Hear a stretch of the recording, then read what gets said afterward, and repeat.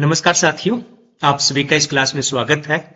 आज हम चर्चा करेंगे एनसीईआरटी कक्षा 12 सेकंड पार्ट है और लेसन का नाम है भारतीय लोकतंत्र की कहानियां। तो इसमें मुख्य रूप से ये हमारे जीके का क्वेश्चन बनता है, जिसमें हम लोकतंत्र के बारे में चर्चा करेंगे। साथ ही हम पंचायती राज, संविधान और राजनीतिक दल, दबाव समूह, इस प्रकार की चीजों पे हम चर्चा करने वाले हैं इस लेसन के तहत। बहुत सारे विद्यार्थियों का ये शिकायत रहता है कि सर हम पढ़ते उसमें से नहीं आता, तो कुछ बेसिक चीजें होती है जिनको हम छोड़ देते हैं और उन्हीं बेसिक चीजों से हमारे क्वेश्चन है वो बनते हैं और गलत हो जाते हैं। तो आज हम बेसिक चीजें हैं जिसमें संविधान है, पंचायती राज है, लोकतंत्र है आदि के बारे में हम पढ़ने वाले हैं। पहले अगर हम बात करें लोकतंत्र के, फिर हम पंचायती राज को जानने का प्रयास करेंगे। लोकतंत्र क्या है? लोकतंत्र की एक सर्वोत्तम परिभाषा दी जाती है, जनता के द्वारा जनता के लिए शासन लोकतंत्र कहलाता है। ये अब्राहम लिंकन ने कहा था, अमेरिका के राष्ट्रपति रहे हैं। तो अगर हम लोकतंत्र की बात करें तो लोक यानी जनता, तंत्र यानी शासन यानी जनता का शासन। जब शासकों का चुनाव जनता द्वारा किया जाता है तो उसे लोकतंत्र कहते हैं और भारत भी एक लोकतांत्रिक देश है। अगर हम बात करें कि लोकतंत्र कितने प्रकार के होते हैं, तो लोकतंत्र को हम दो भागों में बांट सकते हैं, विभाजित कर सकते हैं। एक होता है प्रत्यक्ष लोकतंत्र, डायरेक्ट डेमोक्रेसी। प्रत्यक्ष लोकतंत्र में क्या होता है कि जो सरकार होती है वो जनता स्वयं भाग लेती है। कोई कानून बनाना होता है, उसमें किसी मध्यस्थ की आवश्यकता नहीं होती है। तो जहां पे लोग बहुत कम होते हैं तो वहां डायरेक्ट कानून बनाए जाते हैं, उसे प्रत्यक्ष लोकतंत्र कहते हैं। लेकिन ये वहीं संभव है जहां लोगों की संख्या सीमित हो। तो ये भारत जैसे विशाल देश में ये संभव नहीं है। दूसरा प्रकार है अप्रत्यक्ष, परोक्ष या इनडायरेक्ट डेमोक्रेसी, प्रतिनिधित्व लोकतंत्र। इसमें जनता स्वयं भाग नहीं लेती है, बल्कि अपने प्रतिनिधियों के माध्यम से शासन करती है। स्वयं शासन नहीं करती है, प्रतिनिधियों के शासन का चयन करती है और वो फिर शासन करती है। यानी इनडायरेक्ट रूप से कानूनों का निर्माण है वो जनता द्वारा किया जाता है। तो भारत में भी यही शासन प्रणाली है, अप्रत्यक्ष। भारतीय लोकतंत्र या भारतीय संविधान के केंद्रीय मूल्यों की बात करें कि भारतीय संविधान या भारत एक लोकतांत्रिक देश है, यहाँ के मुख्य बिंदु कौन कौन से हैं, यहाँ के केंद्रीय मूल्य क्या है जिन पे संविधान या लोकतंत्र की बुनियाद टिकी हुई है। तो लोकतांत्रिक व्यवस्था में बहुत सारे मूल्य होते हैं, जैसे कि हमने स्वतंत्रता, समानता और बंधुता की बात की है। ये एक प्रमुख लोकतांत्रिक, स्वतंत्रता और समानता एक प्रमुख लोकतांत्रिक मूल्य है। इसके बगैर लोकतंत्र हो ही नहीं सकता। बगैर समानता और स्वतंत्रता के लोकतंत्र संभव ही नहीं है। ये हमने फ्रांस की क्रांति से 1789 में ग्रहण किए थे। इसी प्रकार से 1928 में मोतीलाल नेहरू ने संविधान का मसौदा तैयार किया था। मोतीलाल नेहरू ने संविधान का मसौदा तैयार किया था, प्रारूप तैयार किया था 1928 में, जिसपे कराची अधिवेशन में 1931 में चर्चा किया गया था। तो ये महत्वपूर्ण एक सोर्स था भारतीय संविधान निर्माण का। इसमें बहुत सारे मूल्य भारतीय संविधान में लिए गए थे और 1939 में संविधान सभा की मांग है वो उठी थी। और संविधान में मुख्य रूप से जो मूल्य थे उनमें गांधी जी का भी महत्वपूर्ण रोल रहा है। इन्होंने अनेक, जैसे पंचायती राज है वो पूरी की पूरी गांधी जी की देन मानी जाती है। जो अनुसूचित जाति है उनके लिए विशेष प्रयासों की बात भी गांधी जी द्वारा की गई थी। तो 1939 में हरिजन एक पत्रिका थी जिसमें एक लेख छपा था, द ओनली वे। उसमें संविधान सभा की बात है वो कही गई थी। तो अगर हम मूल्यों की बात करें, भारतीय लोकतंत्र के प्रमुख मूल्य कौन कौन से हैं, तो इसमें आप देखोगे कि समानता और समाजवादी। समानता लोकतंत्र की आत्मा है। भारतीय संविधान में जाति, धर्म, लिंग, जन्म स्थान आदि के आधार पर समानता प्रदान की गई है। इनके आधार पर किसी भी प्रकार का भेदभाव नहीं किया जाता है। सरकार सामाजिक, राजनीतिक और आर्थिक समानता प्राप्त करने का प्रयास है वो करती है। किस प्रकार की समानताएं प्रयास प्राप्त करने का प्रयास करती है? सामाजिक समानता, राजनीतिक समानता और आर्थिक समानता। ये तीन प्रमुख समानता है जो सरकार के द्वारा प्राप्त करने के प्रयास किए जाते हैं। फिर दूसरे नंबर पे स्वतंत्रता आती है। फिर शोषण से मुक्ति, जो समाज के कमजोर वर्ग हैं उनको शोषण से मुक्त किया जाए, बेगार से, बंधुआ मजदूरी से, बाल श्रम से। अल्पसंख्यकों के लिए और जो कमजोर वर्ग हैं उनके हितों की विशेष सुरक्षा प्रदान की गई है। धर्मनिरपेक्षता भारतीय संविधान का एक प्रमुख मूल्य है। अब हम बात करें पंचायती राज की। पंचायती राज एक महत्वपूर्ण टॉपिक है जो कि डायरेक्ट इनडायरेक्ट सभी प्रकार की एग्जाम के अंदर पूछा जाता है। तो पंचायत क्या होती है? पंचायत का शाब्दिक अर्थ होता है 5 व्यक्तियों का शासन। क्या होता है? 5 व्यक्तियों का शासन। तो प्राचीन काल में पंच, पंचायत है वो किसी ने पंच यानी 5 लोग, आयत यानी घर, 5 लोगों का घर पंचायत। तो 5 व्यक्तियों का शासन था और प्राचीन समय में तो सारा का सारा कार्य इसी के द्वारा ही होता था। तो ये तो प्राचीन व्यवस्था थी। अगर वर्तमान में देखें तो भारतीय संविधान के अनुच्छेद 40 में नीति निर्देशक तत्व दिए गए हैं। उनमें से एक महत्वपूर्ण नीति निर्देशक तत्व है पंचायतों का गठन। तो सरकार को ये निर्देश दिया गया था कि आप पंचायतों का गठन है वो करेंगे। और जब हम भारतीय संविधान की अनुसूचियों की बात करें तो ये 11वीं अनुसूची है, लेकिन जो 7वीं अनुसूची है जिसमें शक्तियों का बंटवारा किया गया है, 3 शक्तियां हैं, 3 सूचियां हैं, राज्य सूची, केंद्र सूची और समवर्ती सूची। उनमें पंचायत को राज्य सूची का विषय बनाया गया है। परिशिष्ट 5 में राज्यों को अधिकार सौंपा गया है पंचायतों पे कानून बनाने का। और वर्तमान संदर्भ में हम बात करें तो 73वें संविधान संशोधन के जरिए वर्तमान पंचायती राज लागू किया गया है और पंचायतों को संवैधानिक दर्जा दिया गया है। ये एमएल सिंघवी समिति थी। देखो, पंचायती राज को लेकर अनेक समितियां बनी हैं। कौन कौन सी समितियां बनी हैं?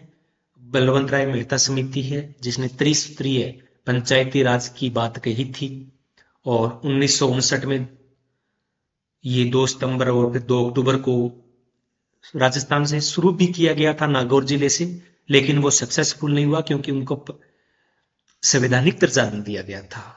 और एमएल सिंघवी समिति 1985 में इसको संवैधानिक दर्जा देने की बात है वो कही गई थी और इसी के आधार पर 73वां संविधान संशोधन किया गया और 24 अप्रैल 1993 को कानून है ये लागू कर दिया गया था। इसलिए 24 अप्रैल को पंचायती दिवस के रूप में जाना जाता है। किस दिवस के रूप में मनाते हैं 24 अप्रैल को? पंचायती दिवस के रूप में। ये केंद्र का विषय नहीं था, राज्य का विषय है। इसलिए सभी राज्यों ने अलग अलग कानून बनाए हैं अपने हिसाब से। तो इसलिए कुछ राज्यों में शैक्षणिक योग्यता को लेकर अंतर हो सकता है, लेकिन केंद्र सरकार ने कहा था कि 1 साल के अंदर अंदर आप वो पंचायती राज को लागू करिए। तो इसके बाद में 73वें संविधान संशोधन के जरिए भाग 9 में ये जोड़ा गया था। कुल इसमें 16 अनुच्छेद है और ये एक नई अनुसूची जोड़ी गई थी, 11वीं अनुसूची। तो ये महत्वपूर्ण है पंचायती राज को लेकर जो संवैधानिक प्रावधान है। तो 73वें संविधान संशोधन में भी त्रिस्तरीय पंचायती राज व्यवस्था को लागू किया गया था। ये त्रिस्तरीय पंचायती राज है, इसकी सिफारिश बलवंत राय मेहता समिति द्वारा दी गई थी। बीच में एक अशोक मेहता समिति और बनी थी जिसने 2 स्तरों की बात कही थी, त्रिस्तरीय बात नहीं कही थी। तो बलवंत राय मेहता और अशोक मेहता, ये दोनों अलग अलग कमेटियां हैं। तो ये मुख्य रूप से एक प्रकार से सत्ता का विकेंद्रीकरण है। क्या है? सत्ता का विकेंद्रीकरण है। सत्ता का विकेंद्रीकरण क्या होता है? केंद्रीकरण होता है कि सत्ता को एक जगह पे केंद्रित कर देना। विकेंद्रीकरण होता है कि सत्ता का विकेंद्रीकरण करना, सत्ता को बांट देना। तो केंद्र और राज्य सरकारों से सत्ता लेकर पंचायतों को सौंप दी जाती है, इसे सत्ता का विकेंद्रीकरण कहते हैं। बलवंत राय समिति ने इसे लोकतंत्रीय विकेंद्रीकरण कहा था। क्या कहा था? लोकतंत्रीय विकेंद्रीकरण का नाम इसको दिया गया था। हाँ, इसमें एक प्रावधान किया गया है कि जहां आबादी 20 लाख से कम होगी वहां पर बीच वाला जो खंड है, जैसे मुख्य रूप से जो आदिवासी क्षेत्र है, जिस जहां पे एक जिला परिषद में 20 लाख की आबादी नहीं होती है, तो वहां अनुच्छेद 243 ग के तहत मध्यवर्ती सत्र वो नहीं है। ये केवल 20 लाख से अधिक आबादी वालों के लिए 3 स्तर की बात है वो कही गई है। मध्यवर्ती स्तर है जहां पे 20 लाख से आबादी कम होती है, वहां पर नहीं होता है। अब ये पंचायती राज के 3 स्तर कौन कौन से हैं, इनको हम समझ लेते हैं। पंचायती राज के 3 स्तर कौन कौन से हैं? तो अगर हम बात करें पंचायती राज के पहले स्तर की, सबसे निम्न स्तर की, तो वो है ग्राम पंचायत। ग्रामीण स्तर पे ये सबसे नीचे का स्तर होता है। तो ग्राम पंचायत में सरपंच और चुने हुए वार्ड पंच होते हैं। ये मिलकर ग्राम पंचायत का गठन करते हैं। और ग्राम पंचायत के सदस्यों का चुनाव किनके द्वारा होता है? ग्राम सभा के द्वारा होता है। किनके द्वारा होता है? ग्राम सभा के द्वारा होता है। ग्राम सभा में उस गांव के, उस पंचायत के समस्त मतदाता, यानी वयस्क जो सदस्य और जिनका वोट बन चुका है, वो ग्राम सभा के सदस्य होते हैं। और ग्राम सभा की 4 बार मीटिंग होती है, 26 जनवरी, 1 मई मजदूर दिवस के रूप में, 15 अगस्त को और 2 अक्टूबर को। ये 3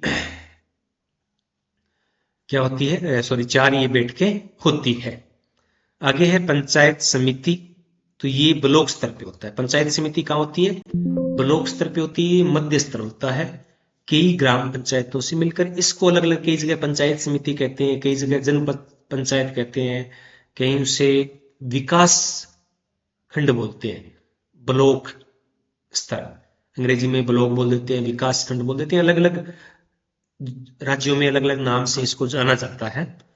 और ये कई ग्राम पंचायतों से मिलकर बनते हैं। इसमें चुनाव, जो सदस्य होते हैं उनका चुनाव प्रत्यक्ष होता है, डायरेक्ट जनता के द्वारा किया जाता है। लेकिन जो इसका प्रमुख होता है उसको प्रधान कहते हैं। क्या कहते हैं? उसको प्रधान कहते हैं। और प्रधान का जो चुनाव है वो अप्रत्यक्ष रूप से होता है, यानी चुने हुए जो सदस्य होते हैं वो अपने में से किसी एक का चुनाव है वो प्रधान के रूप में करते हैं। जिला परिषद ये सर्वोच्च स्तर है, उच्च स्तर है। और एक जिले में लगभग एक ही जितनी पंचायत समितियां होती हैं उन सबसे मिलकर एक जिला परिषद का गठन होता है। यहां महत्वपूर्ण चीज ये है कि उस जिले के जितने भी लोकसभा, राज्यसभा और विधानसभा के जो सदस्य होते हैं वो जिला परिषद के सदस्य भी होते हैं। उनकी मीटिंग में वो भाग लेते हैं। अगर योग्यता की बात करें तो 21 वर्ष है। अब चुनाव वोट डालने की जो है वो 18 वर्ष है। लोकसभा की 25 वर्ष है, विधानसभा की 25 वर्ष है, राज्यसभा की 30 वर्ष है और राष्ट्रपति और बाकी के लिए 35 वर्ष है। लेकिन पंचायती राज या सरपंच के लिए जो भी है, इनमें आयु है वो 21 वर्ष निर्धारित की गई है। कुछ राज्यों में शैक्षणिक योग्यताएं लागू की गई है कि पंचायती राज का चुनाव लड़ने के लिए महिलाओं के लिए कैटेगरी वाइज पुरुषों के लिए अलग अलग शैक्षणिक योग्यता लागू की गई है। अगर हम इसके कार्यकाल की बात करें तो कार्यकाल है वो 5 वर्ष होता है। कितने होता है? 5 वर्ष इसका कार्यकाल होता है। और अगर 5 वर्ष से पहले चुनाव करवाना पड़ता है, अगर विघटित हो जाती है, कोई त्याग पत्र दे देता है, तो 6 महीने के अंदर अंदर चुनाव करवाना आवश्यक होता है। आरक्षण की बात करें तो इसमें आरक्षण है वो महिलाओं को 1/3 दिया गया है, और कुछ राज्यों ने इसको 50% कर दिया है। कितना कर दिया है? 50% कर दिया है। अनुसूचित जाति जनजाति को जनसंख्या के अनुपात में, कुछ जगह अन्य पिछड़ा वर्ग को भी जनसंख्या के अनुपात में आरक्षण दिया गया है। कार्य की बात करें तो इसमें कुल 29 विषय इनको सौंपे गए हैं जो स्थानीय स्तर पे होते हैं। वित्त के लिए एक अलग से वित्त आयोग का गठन है, वो राज्यपाल के द्वारा किया जाता है। और जैसा कि मैंने पहले बताया था कि 2 अक्टूबर 1959 को राजस्थान के नागौर से पंचायती राज की शुरुआत है वो हो चुकी थी, लेकिन उसमें क्या था कि संवैधानिक दर्जा नहीं दिया गया था, उस वजह से इलेक्शन बहुत कम होते थे। ये पंचायती राज के प्रमुख कार्य हैं, इनको ज्यादा याद करने की आवश्यकता नहीं है, इतना पता होना चाहिए। 29 कार्य, मैंने तो केवल यहाँ पे 15 कार्यों को लिखा है, तो इसमें आप देख सकते हैं। अगर आय के सोर्स की बात करें तो देखो ज्यादातर आय के सोर्स हैं वो बताए गए हैं, लेकिन ऐसा होता नहीं है। जैसे संपत्ति कर है, व्यवसाय पे कर है, चुंगी कर है, पशुओं पे कर है, वाहनों पे कर है, भू राजस्व कर है, तो ये सब बताए गए हैं कि ऐसा होता है, लेकिन वास्तविकता में ऐसा रेयर ही होता है, बहुत कम होता है। सरकार द्वारा जो अनुदान प्राप्त होता है वही इसका आय का प्रमुख सोर्स है। विकेंद्रीकरण का अर्थ होता है शक्तियों का बंटवारा कर देना। जब केंद्र से राज्य सरकारों से शक्तियां लेकर स्थानीय सरकारों को, पंचायतों को सौंपी जाती है तो उसे क्या कहते हैं? उसे क्या कहते हैं? विकेंद्रीकरण कहते हैं, सत्ता का विकेंद्रीकरण कहते हैं। अब बात आती है कि जनजातीय जो क्षेत्र है उनमें पंचायती राज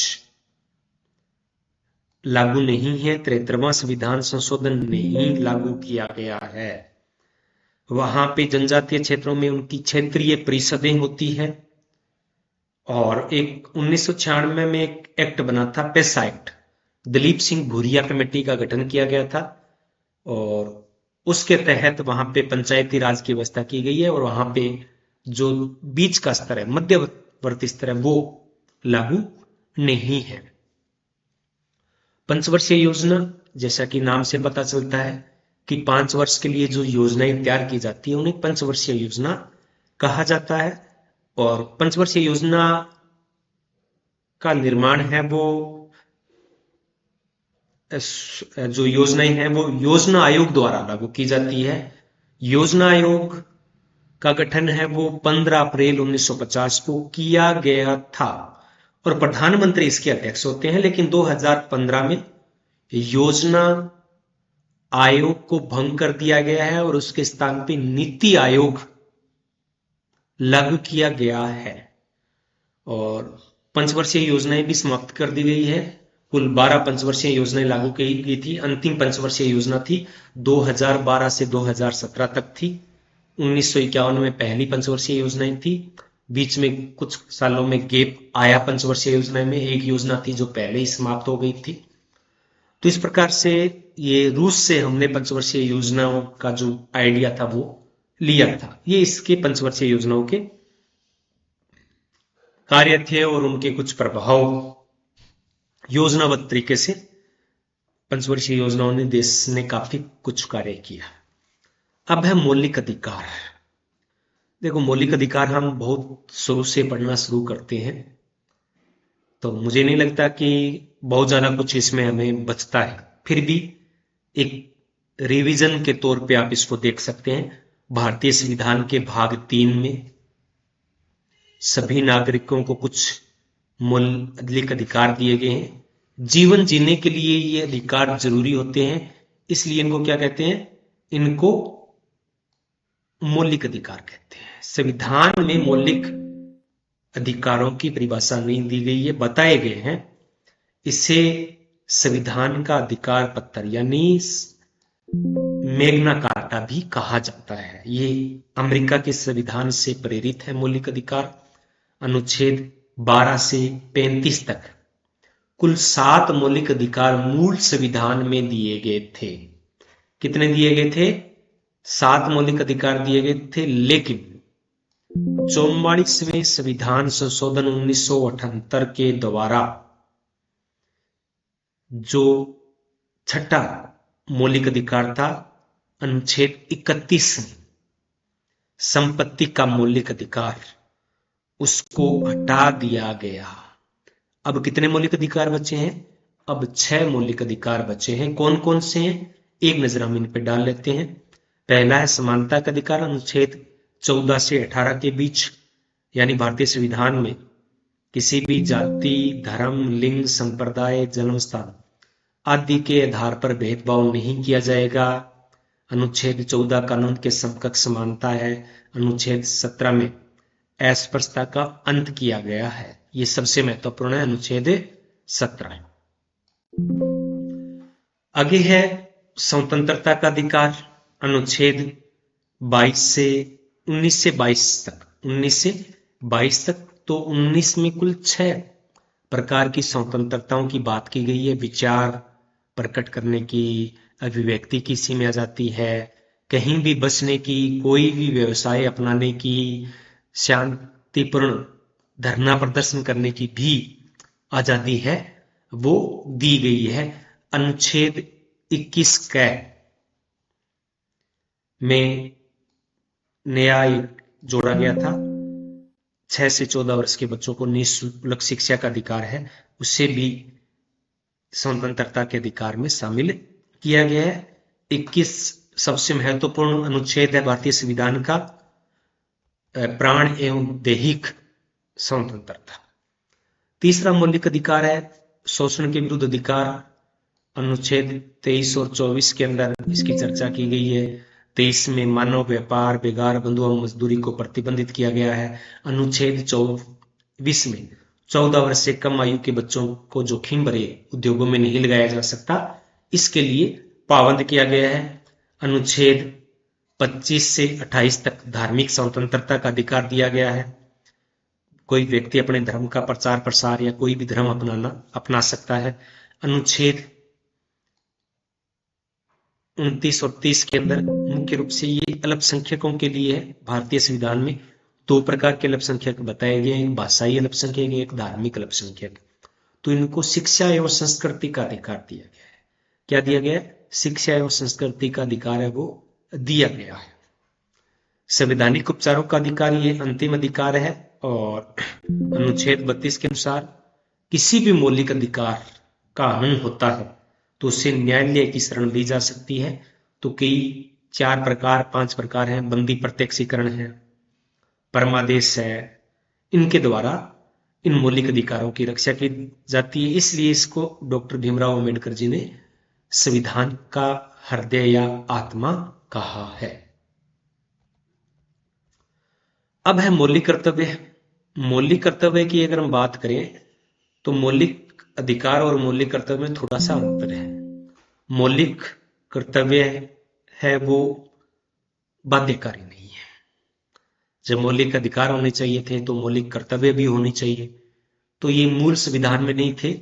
शरण सिंह समिति का गठन किया गया था, जिनकी सिफारिश पे 42वें संविधान संशोधन 1976 के जरिए भाग 4 में एक नया भाग जोड़ा गया, और अनुच्छेद 51 क में कुल 10 मौलिक अधिकार जोड़े गए थे, मौलिक कर्तव्य जोड़े गए थे, और 86वें संविधान संशोधन के जरिए एक मौलिक कर्तव्य बाद में जोड़ा गया था। इस प्रकार से वर्तमान में मौलिक कर्तव्यों की संख्या है वो 11 है। तो जो +2 की तैयारी कर रहे हैं उनको ये मौलिक कर्तव्य है वो याद करने की आवश्यकता है।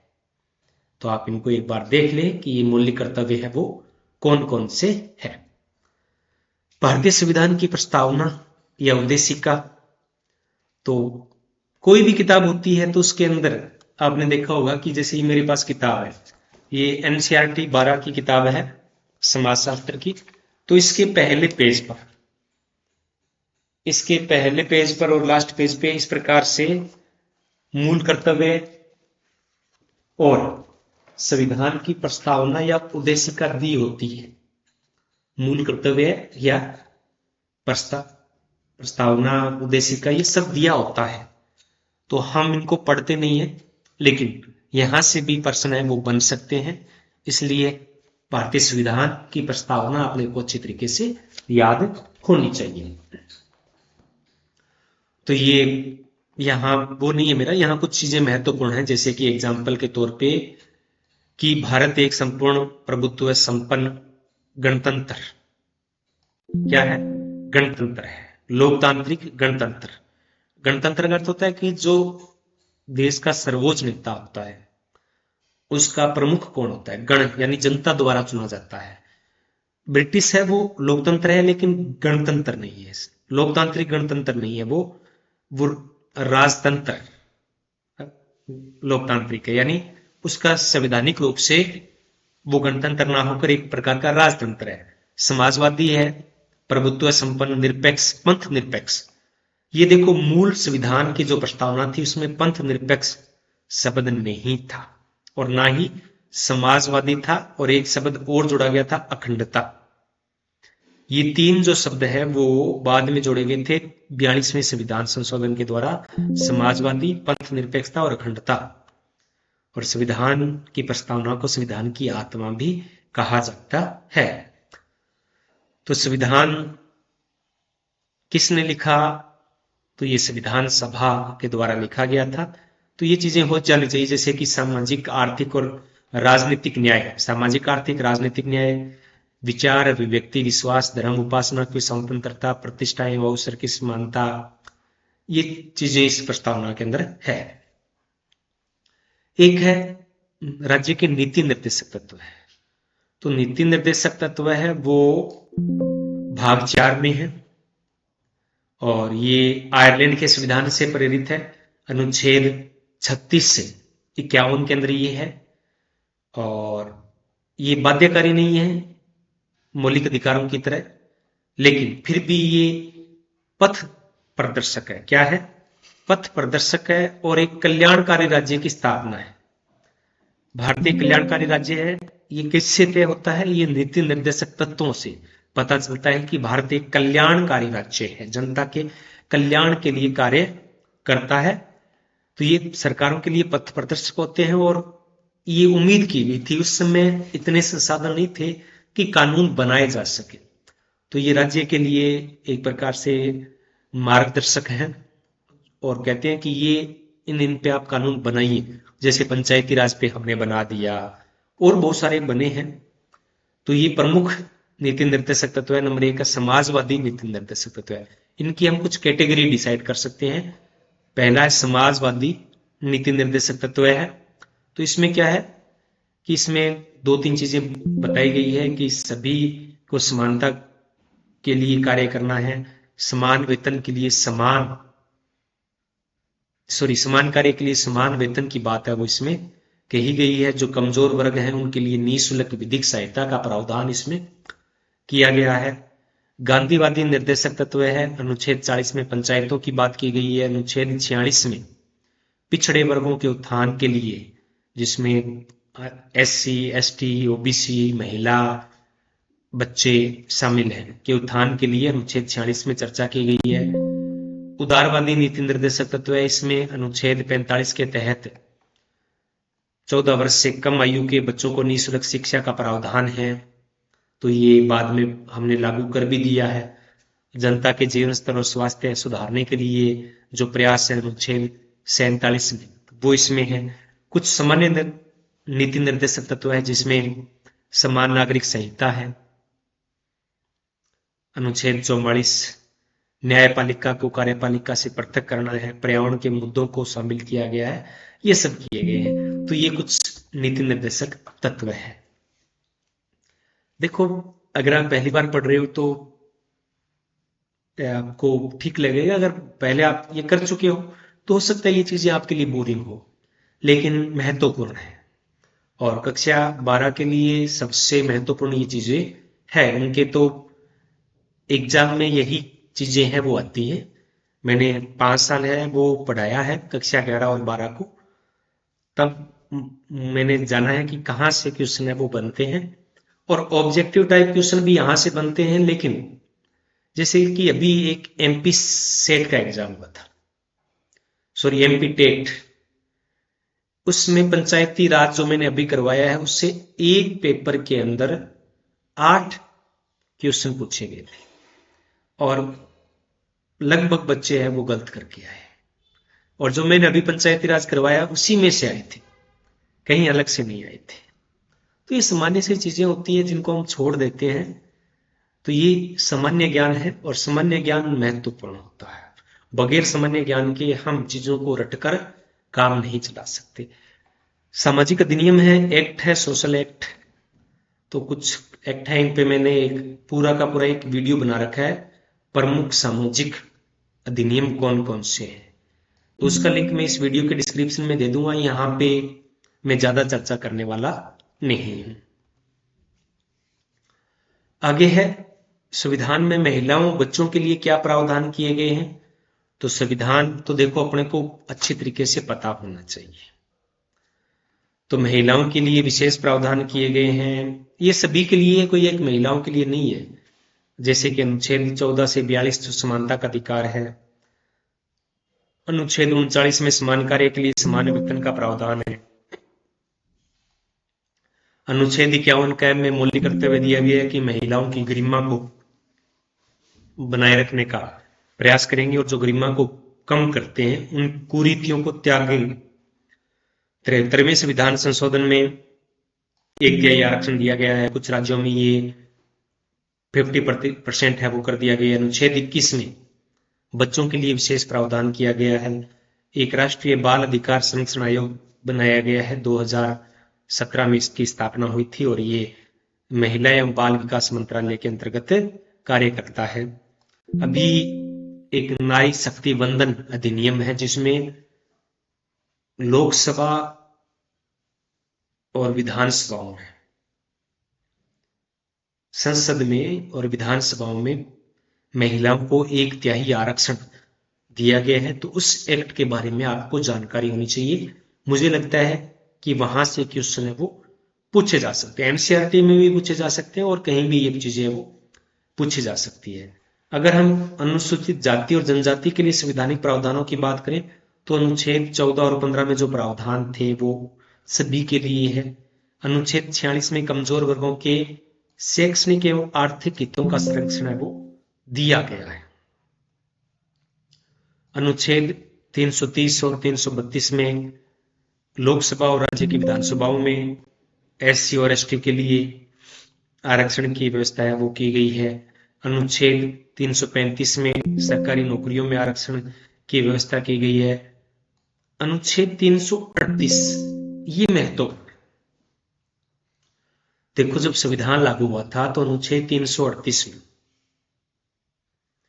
अनुसूचित जनजाति के लिए एक आयुक्त का गठन किया जाता था जिसको बोलते थे एससी एसटी आयुक्त, एक अधिकारी का प्रावधान था।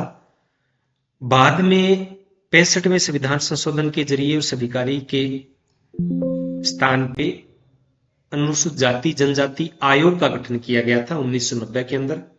फिर 89वें संविधान संशोधन के द्वारा 2004 में अनुसूचित जनजाति के लिए अलग आयोग बना दिया गया। यानी अनुसूचित जाति आयोग अलग है, जनजाति आयोग अलग है।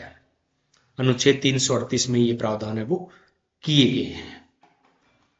संविधान सभा की अगर हम बात करें तो संविधान को बनाने वाली संस्था है वो संविधान सभा के द्वारा संविधान बनाया गया। तो कई बार जैसे हम पूछ लिया जाता है कि संविधान सभा का गठन किसने किया था, तो हम बोल देते हैं कि डॉक्टर भीमराव अंबेडकर के द्वारा किया गया था, लेकिन ये गलत होगा। उन्होंने प्रारूप तैयार किया था, वो प्रारूप समिति के अध्यक्ष थे, उनका अगर व्यक्तिगत रूप में देखें तो सबसे बड़ा योगदान उनका रहा, लेकिन संविधान संपूर्ण उनके द्वारा नहीं लिखा गया था, संविधान सभा के द्वारा लिखा गया था। संविधान सभा की मांग है वो 1939 में रखी गई थी सर्वप्रथम। गांधी जी ने भी हरिजन पत्र में इसकी मांग की गई थी। 1945 में ये मांग है वो मान ली गई थी। और संविधान सभा का गठन है वो कैबिनेट मिशन के तहत हुआ था। किसके तहत हुआ था?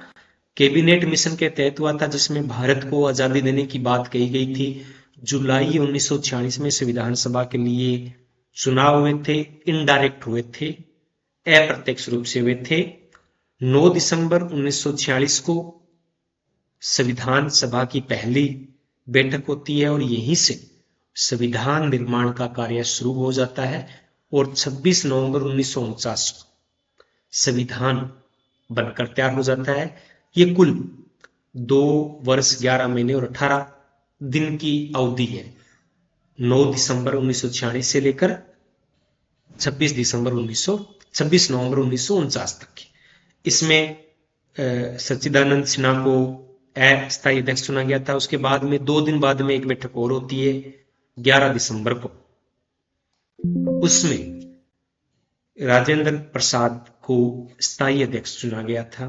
और फिर 2 दिन बाद में 13 दिसंबर को एक बैठक और होती है जिसमें पंडित जवाहरलाल नेहरू है वो संविधान के लिए विधेयक है वो प्रस्तुत करते हैं।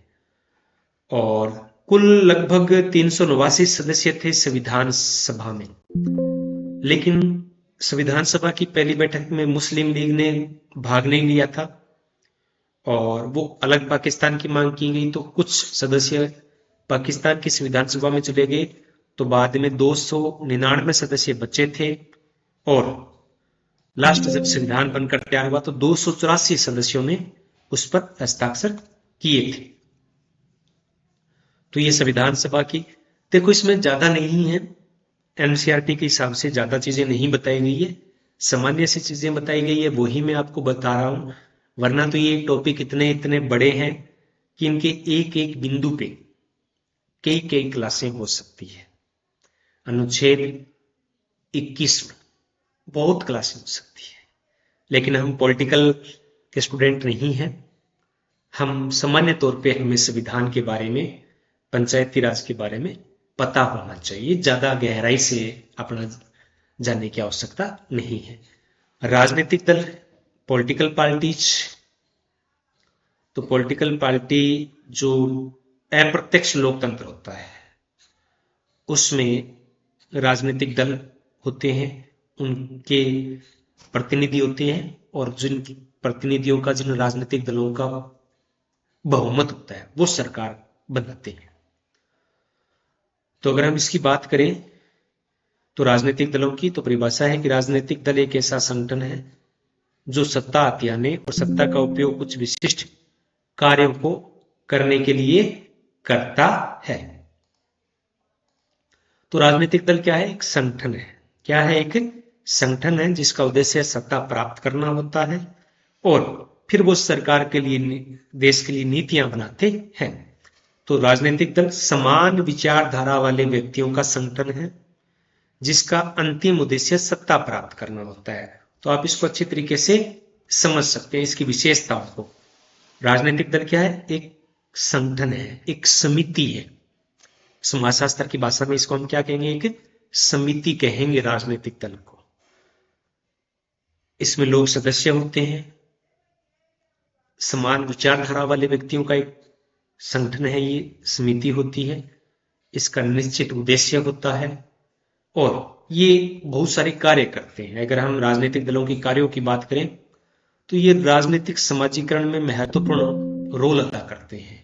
ये सरकारी जो नीतियां होती है उनको जनता तक पहुंचाते हैं और जो विपक्षी दल होते हैं वो सरकार की नीतियों की आलोचना करते हैं। तो इसको हम बोलते हैं जनमत तैयार करना, राजनीतिक समाजीकरण करना।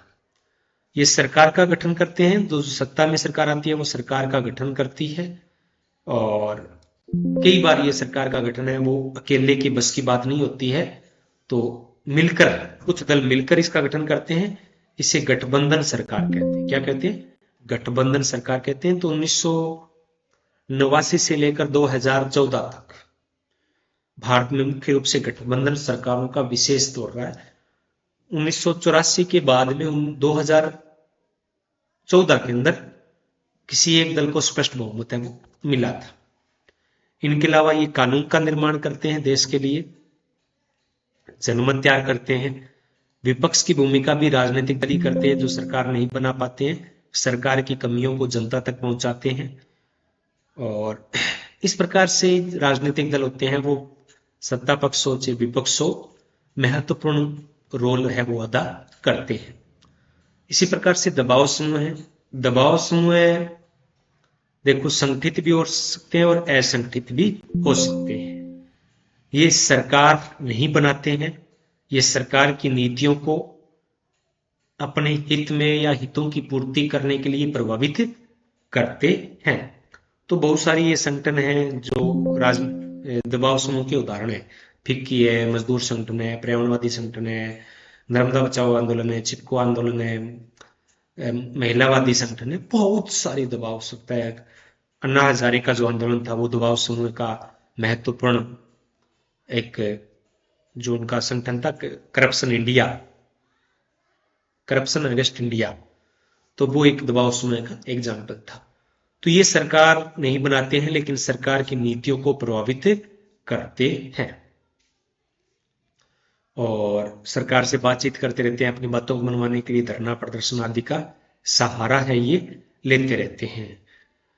राजनीतिक दल और राजनीतिक दबाव समूह, अगर अंतर की बात करें तो हम देख सकते हैं कि ये मुख्य अंतर है कि राजनीतिक दल है वो सरकार बनाते हैं, जबकि दबाव समूह सरकार नहीं बनाते हैं।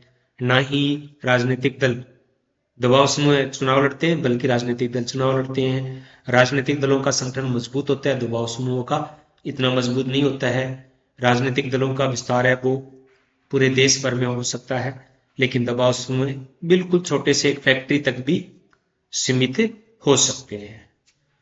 और सहभागी अवलोकन कहते हैं, सहभागी लोकतंत्र, तो जब जिसमें सक्रिय रूप से भाग लेते हैं तो उसे क्या कहते हैं? सहभागी लोकतंत्र कहते हैं। यहाँ पे 2 किताबों के नाम हैं। ये एक ही किताब है, द बुद्ध एंड हिज धर्म, बाबा साहब अम्बेडकर। लो भी एक अमेरिकी शब्द है जो दबाव समूह के लिए प्रयोग है वो किया जाता है। तो ये आज की हमारी क्लास थी। अगली जो हमारी क्लास होगी वो व्हाइट बोर्ड पे होगी। मुझे इसमें पढ़ाने में कोई आनंद नहीं आ रहा है, क्योंकि इसमें मुझे लगता है कि एक सही इंटरेक्शन है वो नहीं हो पाता है। तो अगली जो हमारी क्लास होगी वो हम बड़े बोर्ड पे करेंगे। आपने इतने प्रेम से मुझे सुना, इसलिए आप सभी का धन्यवाद।